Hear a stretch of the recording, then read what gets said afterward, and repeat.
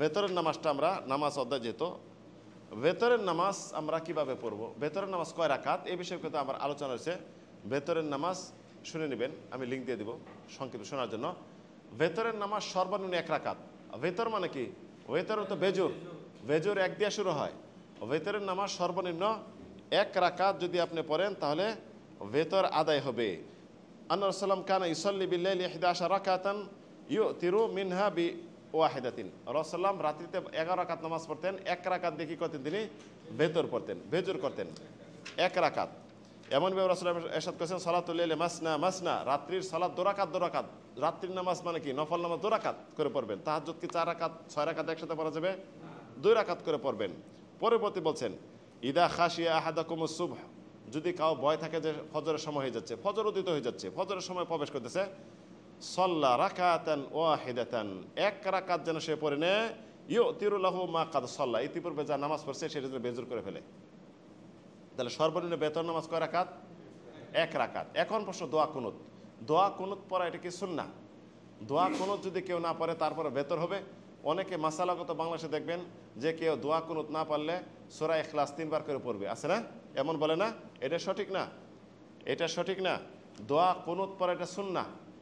ভেতরে দোয়া কুনুত পড়া সুন্নাহ, কিন্তু দোয়া কুনুত পড়তে না পারে সমস্যা নেই, 1 রাকাত নামাজ পড়ে ফেলবে, নামাজে কোনো নামাজও তার বাতিল হবে না। দোয়া কুনুত কখন পড়বেন? 2টা পদ্ধতি দোয়া কুনুত পড়ার, 2টা পদ্ধতি, তৃতীয় কোনো পদ্ধতি নেই। উত্তম পদ্ধতি হলো রুকু থেকে উঠে। সৌদি আরবে কখন পড়ে? রাসূলের আমল এটা ছিল, মক্কা মদিনা আমল এটাই ছিল, আগে থেকে এটাই।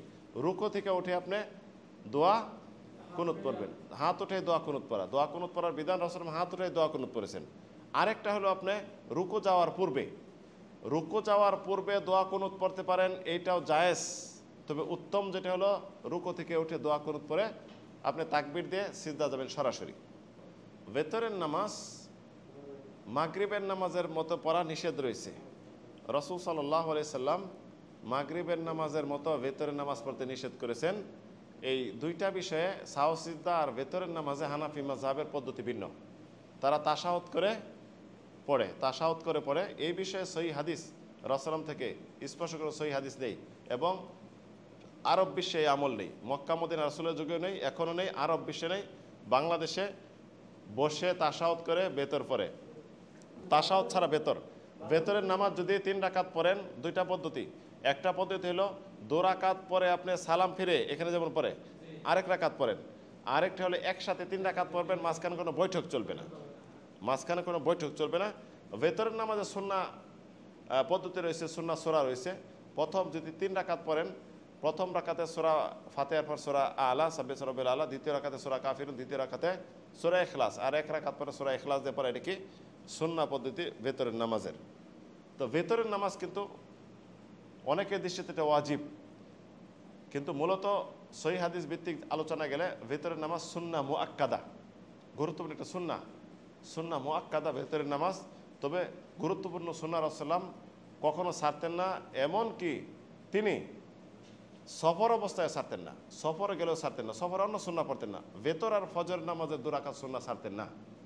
তো ভেতরের নামাজ যদি কেউ ইচ্ছা থাকে যে আমি তাহাজ্জুদ পড়বো, তাহলে ভেতরের নামাজ এশা পরে পড়বে না। আর যদি বলে আমি তাহাজ্জুদ পড়বো না, এশা পরে পড়ে নিল, এখন যদি রাত্রিতে জাগ্রত হয়ে গেল তাহাজ্জুদ পড়ার ইচ্ছা থাকে পড়তে পারে, তো ভেতর আর পড়বে না, ভেতর আর পড়বে না। ভেতর রাত্রে কয়বার? 1 বার। এবং ভেতরের নামাজের বিধান হলো রাত্রির শেষ নামাজ যেন ভেতর হয়, রাত্রির শেষ নামাজ যেন ভেতরের নামাজ হয়, শেষ নামাজ। আরেকটি হলো ফজরের 2 রাকাত সুন্নাহ রাসূল কখনো ছাড়তেন না। ফজরের 2 রাকাত সুন্নাহ এই বিষয়ে রাসূল কি বলছেন? খায়রুম মিনাদ দুনিয়া ওয়া মা ফিহা, ফজরের 2 রাকাত সুন্নাহ দুনিয়া এবং দুনিয়াতে যা আছে সব থেকে উত্তম।